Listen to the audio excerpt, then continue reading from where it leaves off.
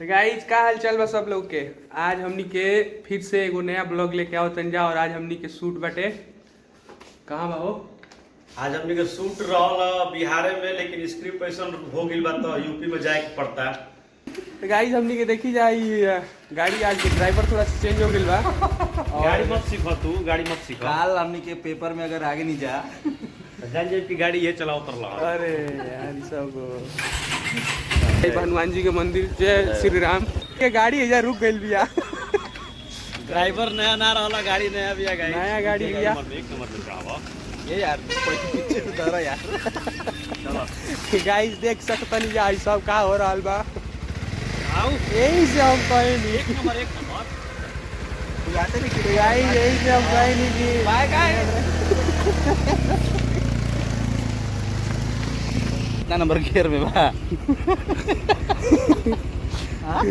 यार एक नंबर में बा। एक नंबर में गाड़ी ऊपर चढ़ेली सो।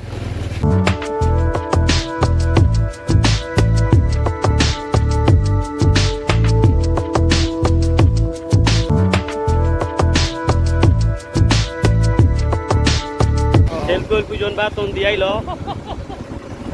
सेल्फी अब हमनी के अपन फिर से लोकेशन ढूंढे, अपन वीडियो के स्क्रिप्ट पे काम करे जाता नहीं। हमनी के स्क्रिप्ट ये बा कि गांव में बाढ़ आ गइल बा, हर जगह बाढ़ के मौसम चलत है गरी। आ नेता जोन बाड़न तो ध्यान निखन दे। नेताजी यार ऐसे मत बोलो यार। अच्छा रौरे नेता बनी, नेताजी लोग जोन बा लोग ध्यान निकल दे का कमी बा, कहाँ आदमी के दिक्कत होता बाढ़ में, कहीं भी ध्यान निखे ध्यान जाता। तो कमी के उजागर करेगा कि पत्रकार जौन बड़न पत्रकार नहीं खन, हम पब्लिक बाड़न गइल बड़न नेताजी के पास। आम पब्लिक हो जा गइल बड़न नेताजी के पास थोड़ा सा लेकिन थोड़ा सा स्क्रिप्ट में हमनी के चेंज रहल है, चलते यूपी आवे के पड़ल है भरौली। तो भरौली हमनी के करब जा, ठीक ना। और रउआ सब जान सके नहीं जा कि भरौली हमनी काहे आई नहीं जा।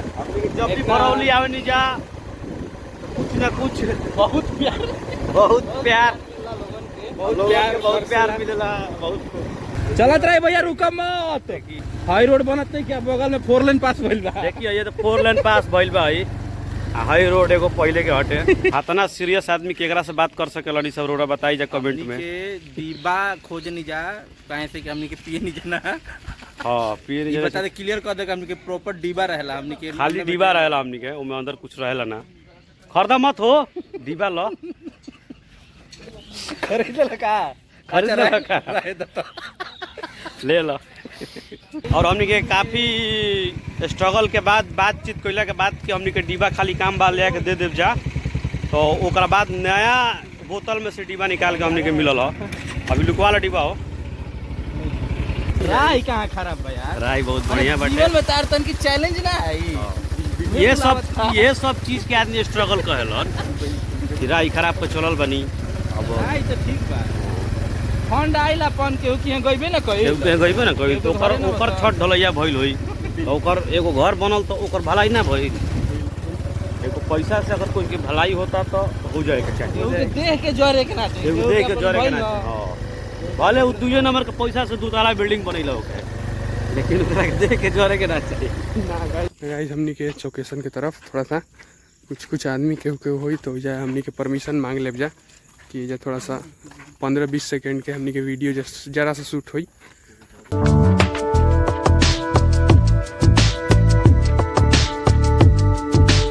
टेक पे टेक लियात रहेला जब तक सही टेक ना आ जाओ।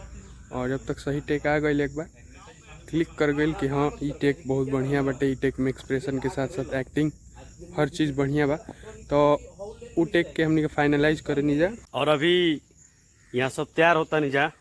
यहाँ लोग के अगला रोल जोन बा ये लोग के बाटे पान के जोन रोल होला, तो ओरा सब देख लीजिए हमनी कैसे करने जाओ। रियल पान ना रहेला। देखिए यहाँ का पतई भाई पतई देख लीजिए, प्रोडक्शन हाउस इतना कमजोर है कि पान भी व्यवस्था नहीं हो सकता है। आम के पत्ता के हमनी के उपयोग करके ओकरा के गाइस धूम्रपान सेहत के लिए बहुत हानिकारक। तो गाइस हमनी के ये रहला आज के ब्लॉग। और कैसन लगिल आप लोगों के ये आज के ब्लॉग बताई जरूर कमेंट में जरूर बताई जा। लाइक करी जा ब्लॉग के, जे नइखे कैले सब्सक्राइब चैनल के जल्दी से सब्सक्राइब करो चैनल और शेयर करो। चलिए बाय बाय, जय श्री राम। जय श्री राम।